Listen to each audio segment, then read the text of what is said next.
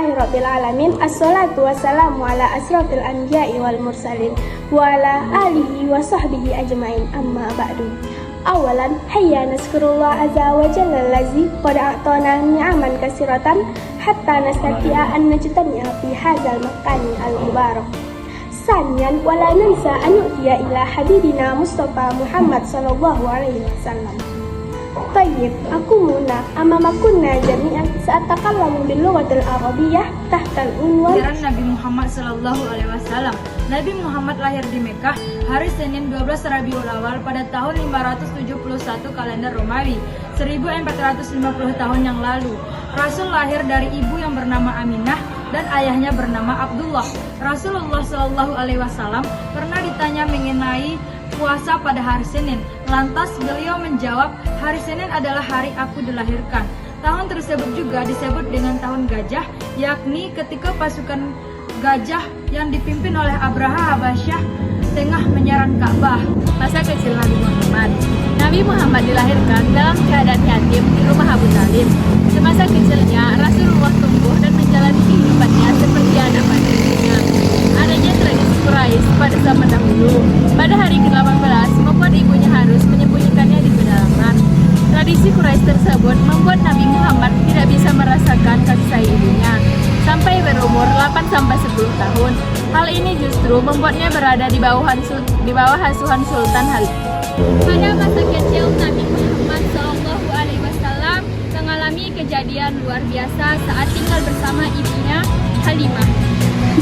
Ketika Rasulullah SAW dan anak Halimah Abdullah sedang mengembala kambing, tiba-tiba dua malaikat mendekatinya dan membawa Nabi Muhammad SAW agak jauh dari tempat mengembala, lalu membelah dadanya dan membersihkan hatinya. Abdullah yang berada dalam keadaan tergopoh-gopoh dan menangis menceritakan kepada ibunya bahwa Rasulullah SAW ditangkap oleh dua orang berpakaian putih yang kemudian membaringkannya dan membelah perutnya. Nah, kami ingin menyampaikan tentang kehidupan Nabi Muhammad di Makkah. Jadi pada awalnya kehidupan Nabi Muhammad itu sangat sulit. Beliau dan para pengikutnya sering mengalami penganiayaan dan diskriminasi dari kaum Quraisy yang mayoritas masih menganut agama komunisme. Beliau dan para pengikutnya bahkan pernah mengalami boikot selama 3 tahun di lembah Uhud.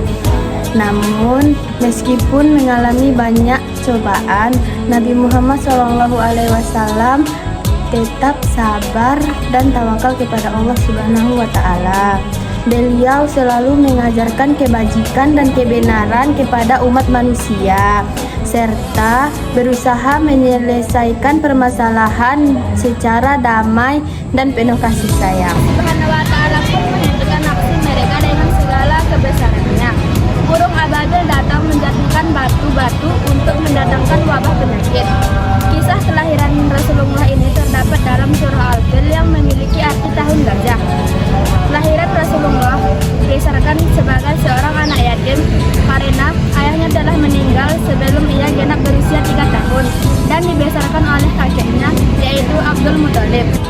Pada saat Nabi lahir, seorang ibu bernama Halimah sedia dengan ikhlas mau menyusui Muhammad SAW dengan asinya.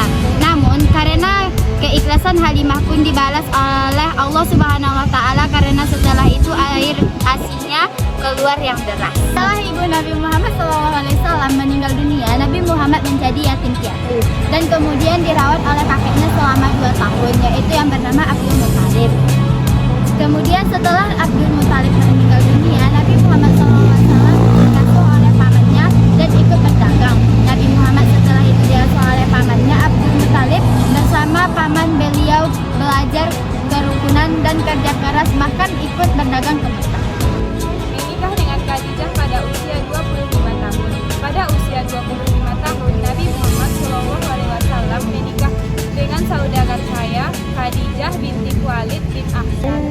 Khadijah radhiyallahu anhu adalah wanita bijaksana, cerdas dan dihormati. Menurut Ibnu Hisham, mahar pernikahan mereka berupa 20 ekor unta betina muda. Khadijah radhiyallahu anhu adalah istri pertama Rasulullah SAW dan beliau tidak Khadijah wafat. Pada usia 40 tahun, Nabi Muhammad melakukan uzlah di Gua Hira. Pada kesedihan itu, malaikat Jibril mendatangi Nabi Muhammad untuk menyampaikan wahyu pertama.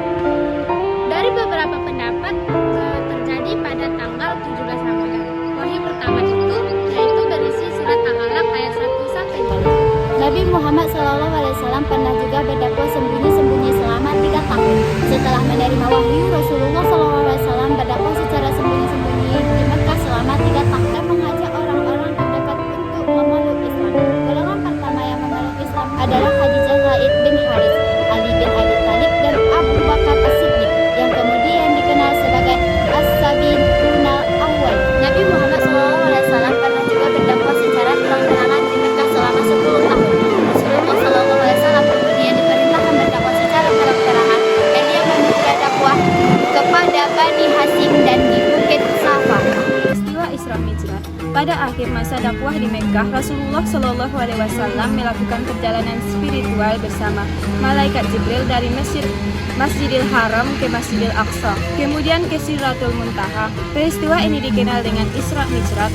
Rasulullah SAW menerima kewajiban sholat 5 waktu dalam perjalanan tersebut. Hijrah ke Madinah. Melihat situasi yang semakin tidak aman, Nabi Muhammad SAW memutuskan untuk hijrah atas perintah Allah Subhanahu wa Ta'ala.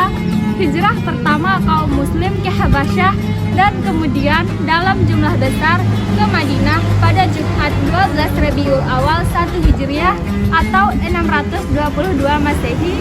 Ada juga yang berpendapat bahwa peristiwa ini terjadi pada 2 Rabiul Awal. Nabi Muhammad mulai sakit di bulan Safar tahun 11 Hijriah. Beliau sakit kepala dan demam hingga akhirnya membuat suhu tubuh tinggi. Kondisi ini terjadi selama kurang lebih 2 minggu.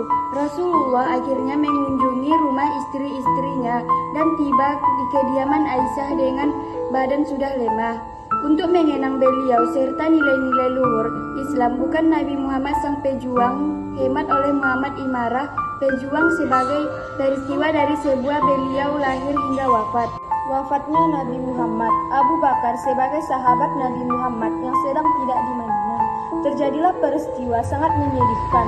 Rasulullah wafat bersamaan dengan turunnya wahyu Allah, yakni surat Az-Zumar ayat 30 yang berarti sesungguhnya kamu akan mati dan sesungguhnya mereka akan mati.